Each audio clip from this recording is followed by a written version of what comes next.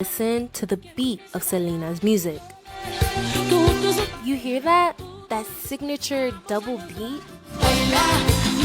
That is known as cumbia. And like most music genres, its origins are black. See, cumbia originated in Colombia in the 1800s, more specifically from enslaved Africans and indigenous people along the Magdalena River on the Caribbean coast of Colombia. This is what traditional Colombian cumbia sounds like. Notice anything similar to Selena's music? Cumbia's signature drum beat, which was brought over from Africans who were forcibly taken from Colombia. And that drum beat eventually evolved with the addition of instruments from the indigenous people of Colombia, like the maracas and the flute called the gaita, which is an essential indigenous instrument. Lastly, cumbia with the vocalist or accordion comes from the Spanish colonizers. Cumbia, in the Colombian sense, is known as one of the thousands folkloric genres that Colombia has. And one of the theories on why cumbia is so popular is because the accompanied dance is pretty simple.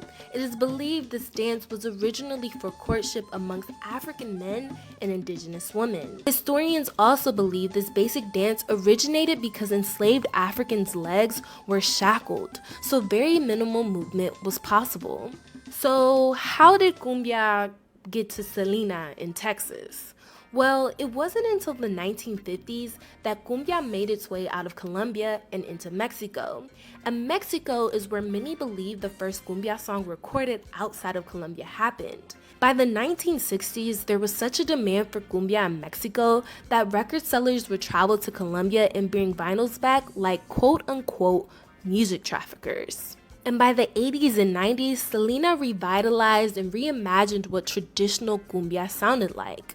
Mexico's original contributions to the genre include the trumpets, the synth, and the keyboard. Today, cumbia as a sound and a dance has many different styles based on where it's played and the country you're in.